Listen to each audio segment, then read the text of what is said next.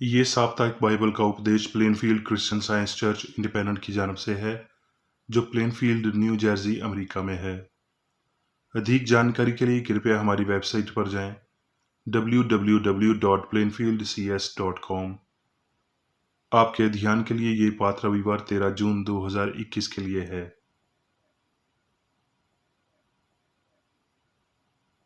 विषय: भगवान मनुष्य का संरक्षक। स्वर्णपथ: भजन संहिता। यहोवा तेरे आने जाने में तेरी रक्षा अब से लेकर सदा तक करता रहेगा।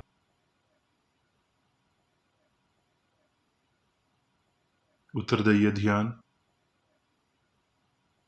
भजन संहिता, शमूल, इतिहास, राज्य। हे ईश्वर, मेरी रक्षा कर, क्योंकि मैं तेरा ही शरणागत हूँ। मैंने यहोवा को निरंतर अपने सामुख रखा है, इसलिए कि वो मेरे दाहिने हाथ रहता है। मैं कभी ना डगमगाऊंगा। इस कारण मेरा हृदय आनंदित और मेरी आत्मा मगन हुई। मेरा शरीर भी चैन से रहेगा। ये वही ईश्वर है जो मेरा अति दृढ़ कला है। वो खरे मनुष्य को अपने मार्ग में लिए चलता है। देख, यहोवा की दृष्टि सारी पृथ्वी पर इसलिए चलती रहती है कि जिनका मन उसकी ओर निष्कपट रहता है, उनकी सहायता में वो अपना सामर्थ्य दिखाए। तो तुम्हारा मन हमारे परमेश्वर की ओर ऐसी पूरी रीति से लगा रहे कि आज के नियम उसकी विधियों पर चलते और उसकी आज्ञाएं मानते रहो।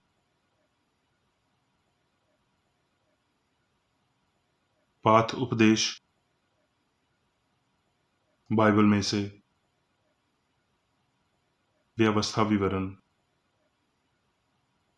तुम अपने परमेश्वर की महिमा को मानो। वो चट्टान है, उसका काम खरा है। भजन संहिता: खरे मनुष्य पर दृष्टि कर और धार्मिक को देख, क्योंकि मेल से रहने वाले पुरुष का अंत फल अच्छा है।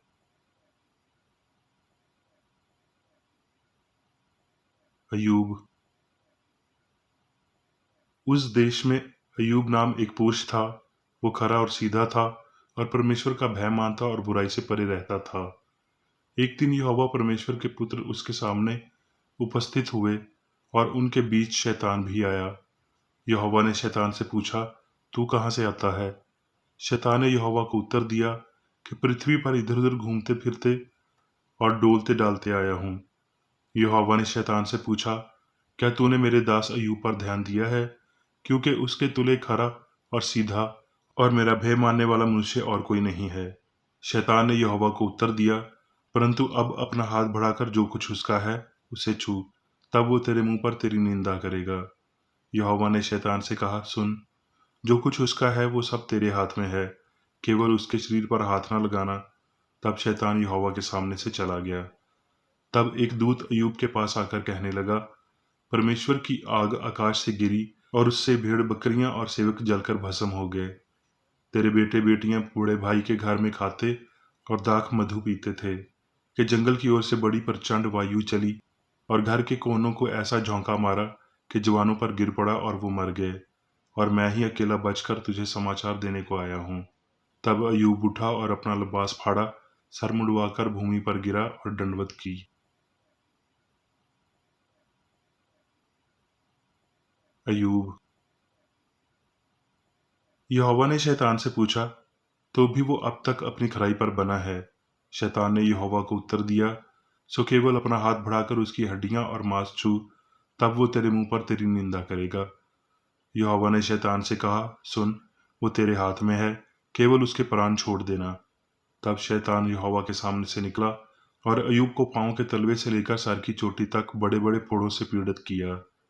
जब तिमाई एलीफेज और शूही बिल्दद और नामाती सूफर, अय्यूब के इन तीनों मित्रों ने इस सब विपत्ति का समाचार पाया जो उस पर पड़ी थी, तब वो आपस में ये ठान कर कि हम अय्यूब के पास जाकर उसके संग विलाप करेंगे और उसको शांति देंगे, अपने अपने यहाँ से उसके पास चले। परंतु उसका दुख बहुत ही बड़ा जानकर किसी ने उससे एक भी बात न की।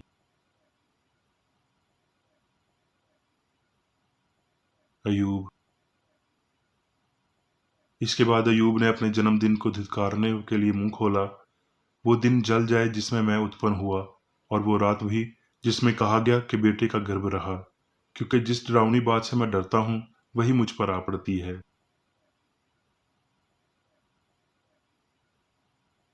अय्यूब। तब तिमानी एलीफेज ने कहा, सुन, तूने बहुतों को शिक्षा दी है और निर्बल लोगों को बलवंत किया है, परंतु अब विपत्ति तो तुझी पर आ पड़ी और तू निराश हुआ जाता है। उसने छुआ और तू घबरा उठा।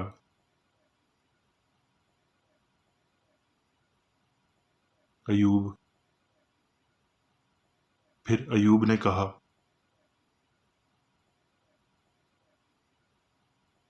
अय्यूब, हे मनुष्यों के ताकने वाले, मैंने पाप तो किया होगा, तो मैंने तेरा क्या बिगाड़ा? तूने क्यों मुझको अपना निशाना बना लिया है, यहाँ तक कि मैं अपने ऊपर आप ही बोझ हुआ हूँ।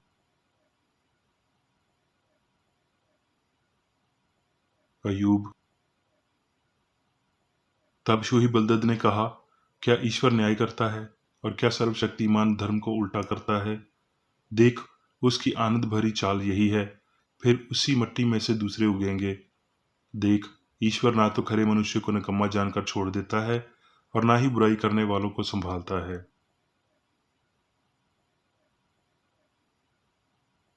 अय्यूब। तब अय्यूब ने कहा, चाहे मैं निर्दोष ही क्यों ना हूं, परंतु अपने ही मुंह से दोषी ठहरूंगा। खरे होने पर भी वो मुझे कुटिल ठहराएगा। मैं खरा तो हूं, परंतु अपना भेद नहीं जानता। अपने जीवन से मुझे घिन आती है।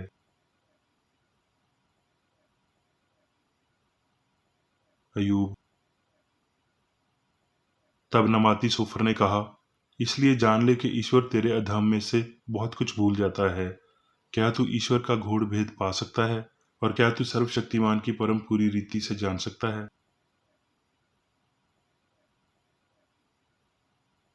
अय्यूब। तब यहोवा ने अय्यूब को आंधी में से यूं उत्तर दिया, ये कौन है जो अज्ञानता की बातें कहकर युक्ति को बिगाड़ना चाहता है? पूछ के नियन अपनी कमर बांध ले, क्योंकि मैं तुझसे प्रश्न करता हूँ और तू मुझे उत्तर दे। जब मैंने पृथ्वी की नींव डाली तब तू कहाँ था? यदि तू समझदार है तो उत्तर दे। क्या तू आकाशमंडल की विधियां जानता और पृथ्वी पर उसका अधिकार ठहरा सकता है?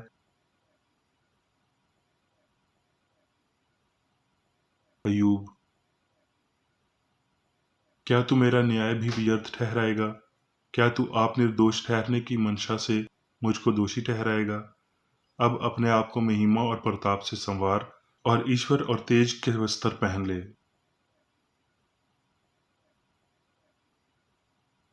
अय्यूब। तब अय्यूब ने यहोवा को उत्तर दिया, मैं जानता हूं कि तू सब कुछ कर सकता है और तेरी युक्तियों में से कोई रुक नहीं सकती, परंतु मैंने तो जो नहीं समझता था वही कहा, अर्थात जो बातें मेरे लिए अधिक कठिन और मेरी समझ से बाहर थीं, जिनको मैं जानता भी नहीं था। मैंने कानों से तेरा समाचार सुना, परंतु अब मेरी आंखें तुझे देखती हैं। और ऐसा हुआ कि जब यहोवा ये बातें अय्यूब से कह चुका, तब उसने तेमानी एलीपेज से कहा, मेरा क्रोध तेरे और तेरे दोनों मित्रों पर भड़का है, क्योंकि जैसी ठीक बात मेरे दास अय्यूब ने मेरे विषय कही है, वैसी तुम लोगों ने नहीं कही। मेरे दास अय्यूब के पास जाकर अपने निमित्त बलि चढ़ाओ, तब मेरा दास अय्यूब तुम्हारे लिए प्रार्थना करेगा। ये सुन तेमानी एलीपेज, शूही बलदद और नामाती सूफर ने जाकर यहोवा की आज्ञा के अनुसार किया। जब अय्यूब ने अपने मित्रों के लिए प्रार्थना की, तब यहोवा ने उसका सारा दुख दूर किया, और जितना अय्यूब का पहले था उसका दुगना यहोवा ने उसे दे दिया। और यहोवा ने अय्यूब के पिछले दिनों में उसको अगले दिनों से अधिक आशीष दी।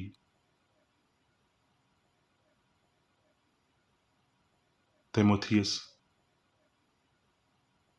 पौलुस की ओर से जो उस जीवन की प्रतिज्ञा के अनुसार जो मसीह यीशु में है, परमेश्वर की इच्छा से मसीह यीशु का प्रेरित है, प्रिय पुत्र तीमुथियुस के नाम, परमेश्वर पिता और हमारे प्रभु मसीह यीशु की ओर से तुझे अनुग्रह और दया और शांति मिलती रहे, क्योंकि परमेश्वर ने हमें भय की नहीं, पर सामर्थ और प्रेम और स्नेह की आत्मा दी है।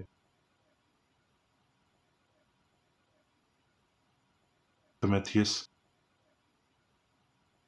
इसलिए हे मेरे पुत्र, तू उस अनुग्रह से जो मसीह यीशु में है बलवंत हो जा।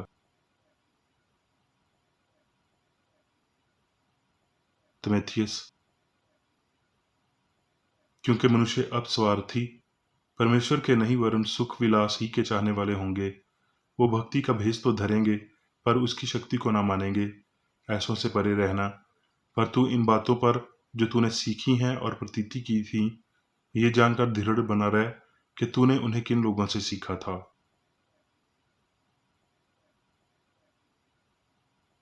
करंथियों। सिद्ध बनते जाओ, ढारस रखो, मेल से रहो और प्रेम और शांति का दाता परमेश्वर तुम्हारे साथ होगा।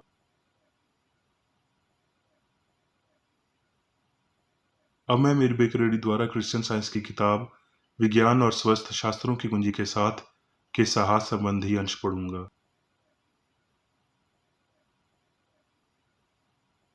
विज्ञान और स्वस्थ।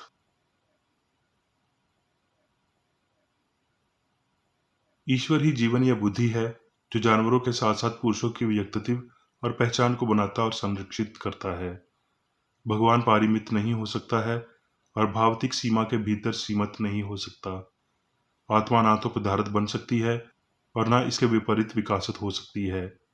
इस बात की जांच करने के लिए भौतिक जीवन जो समाप्त होता है, यहाँ तक कि जैसे ये शुरू होता है, ये सब कुछ क्या बनता है, होने का वास्तविक अर्थ और इसकी शाश्वत पूर्णता अब दिखाई देनी चाहिए, भले ये इसके बाद भी हो।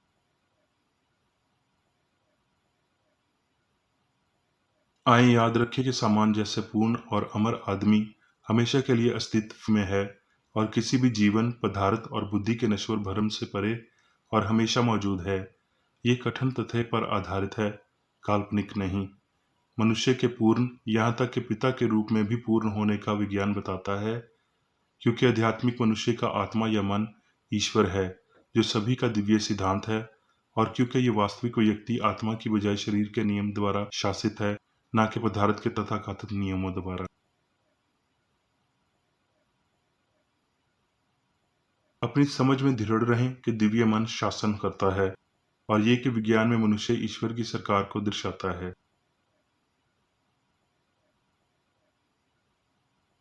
यदि हम शरीर के साथ समझदार हैं और एक निगम भौतिक व्यक्ति जिसका कान हम प्राप्त करेंगे के रूप में सर्वशक्तिमानता का सम्मान करते हैं, हम आत्मा के प्रदर्शन में शरीर से अनुपस्थित और प्रभु के साथ उपस्थित नहीं है। हम दो स्वामियों की सेवा नहीं कर सकते। प्रभु के साथ वर्तमान होना केवल भावनात्मक परमानंद या विश्वास नहीं है, बल्कि वास्तविक प्रदर्शन और जीवन की समझ है, जैसा कि क्रिश्चियन साइंस में सामने आया है। प्रभु के साथ होना ईश्वर के कानून का पालन करना है, परमात्मा द्वारा पूर्ण रूप से शासित होना, आत्मा द्वारा ना कि पदार्थ द्वारा।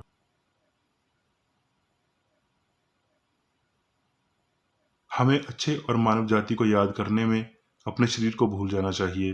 हर घंटे आदमी की अच्छाई मांग, जिसमें होने की समस्या को हल करना, भलाई के प्रति समर्पण मनुष्य की ईश्वर पर निर्भरता को कम नहीं करता, बल्कि उसे बढ़ाता है। ना तो अभिषेकित परमेश्वर के प्रति मनुष्य के देवताओं को कम करता है, बल्कि उनसे मिलने की सर्वोपरि आवश्यकता को दर्शाता है।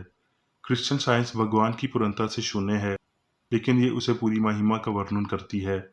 बूढ़े आदमी को उसके कामों से दूर करने के द्वारा नश्वर अमरता को पहन लेते हैं। हम नश्वर विश्वास के उथलेपन में गोता लगाकर ईश्वर की रचना की प्रकृति और गुणवत्ता को था नहीं देख सकते। हमें जीवन में सत्य और भावतिकता को खोजने के अपने आर्थिक स्पंदन को उलट देना चाहिए और ईश्वर के अमर विचार के लिए नश्वर से ऊपर भावतिक इंद्रियों की गवाही से ऊपर उठना होगा। ये सुस्पष्ट उच्च विचार भगवान जैसे मनुष्य को उसके अस्तित्व के पूर्ण केंद्र और सीमा तक पहुंचाने के लिए प्रेरित करता है। अयूब ने कहा, मैंने कान से तेरा समाचार सुना था, परंतु अब मेरी आंखें तुझे देखती हैं। पुरुष अयूब के विचार को प्रतिध्वनित करेंगे जब पदार्थ का दर्द और सुख पूर्वक सूचक होना बंद हो जाएगा।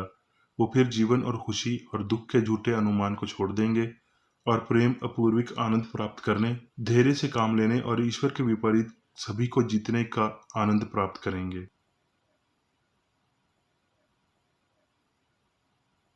अपने आप को पाप से श्रेष्ठ बनाने के लिए, क्योंकि ईश्वर ने आपको इससे श्रेष्ठ बनाया है और मनुष्य को नियंत्रित करता है, सच्चा ज्ञान है। पाप से डरने के लिए प्रेम की शक्ति और ईश्वर के मनुष्य से संबंध में होने के दिव्य विज्ञान को गलत समझना है। अपनी सरकार पर संदेह करना और उसकी सर्वशक्तिमान देखभाल पर विश्वास करना।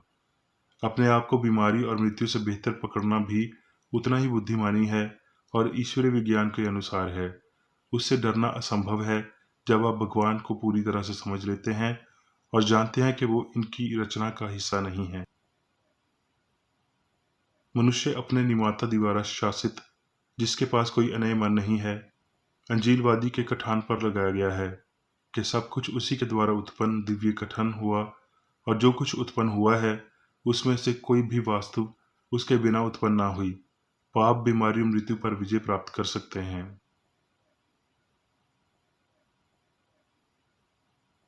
दिव्य विज्ञान में मनुष्य भगवान की सच्ची छवि है। मसीह यीशु में ईश्वरीय प्रकृति को सर्वश्रेष्ठ रूप से व्यक्त किया गया है, जिसने ईश्वर के दुखद प्रतिबिंब को नश्वर पर फेंक दिया और उनके जीवन को उनके कमजोर विचारों से ऊंचा उठा दिया। वो अनुमति देंगे विचार जो मनुष्य के प्रतीत, बीमार, पापी और मरने के रूप में प्रस्तुत करते हैं। वैज्ञानिक होने और दिव्य उपचार की मसीह की समझ में एक आदर्श सिद्धांत और विचार शामिल हैं, पूर्ण ईश्वर और पूर्ण मनुष्य विचार और प्रदर्शन के आधार के रूप में।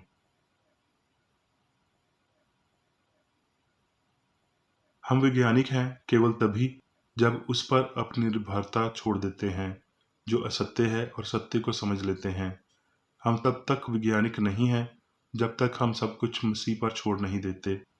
मानवीय विचार आध्यात्मिक नहीं है। वो कान की सुनवाई से, सिद्धांत की बजाय भौतिकता से और अमर की बजाय नश्वर से आते हैं।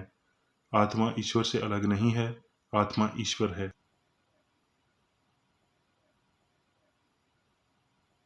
सच्चाई आध्यात्मिकता की शांत, मजबूत धाराएं, जिनमें से अभिव्यक्तियां स्वस्थ, पवित्रता और आत्मविनाश हैं, मानव अनुभव को गहरा करना चाहिए।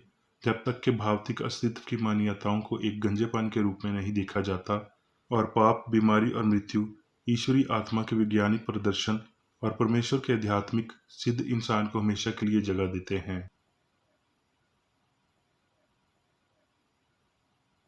अब मैं मेरी बेकर रेडी द्वारा चर्च मैनुअल में दिए गए 3 दैनिक कर्तव्यों को पढ़ूंगा।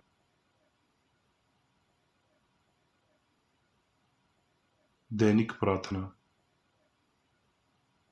प्रत्येक दिन प्रार्थना करने के लिए इस चर्च के प्रत्येक सदस्य का कर्तव्य होगा, तुम्हारा राज्य आए, ईश्वरी सत्य, जीवन और प्रेम के शासन को मुझ में स्थापित कर और मुझ पर शासन कर, और तेरा वचन सभी मनुष्यों के स्नेह को समृद्ध कर सकता है और उन पर शासन कर।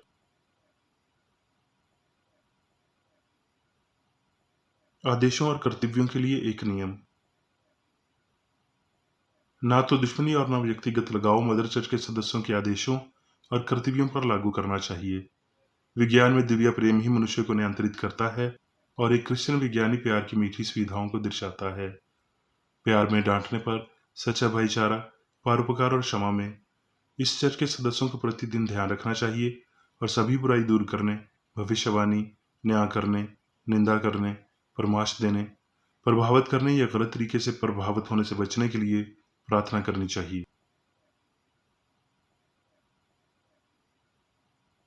कर्तव्य के प्रति सतर्कता। इस चर्च के प्रत्येक सदस्य का यह कर्तव्य होगा कि वो प्रतिदिन आक्रामक मानसिक सुझाव से बचाव करे और भूलकर भी ईश्वर, नेता और मानव जाति के प्रति अपनी कर्तव्य की उपेक्षा नहीं करनी चाहिए। उनके कामों से उन्हें आंका जाएगा और वो उचित या निंदनीय होगा।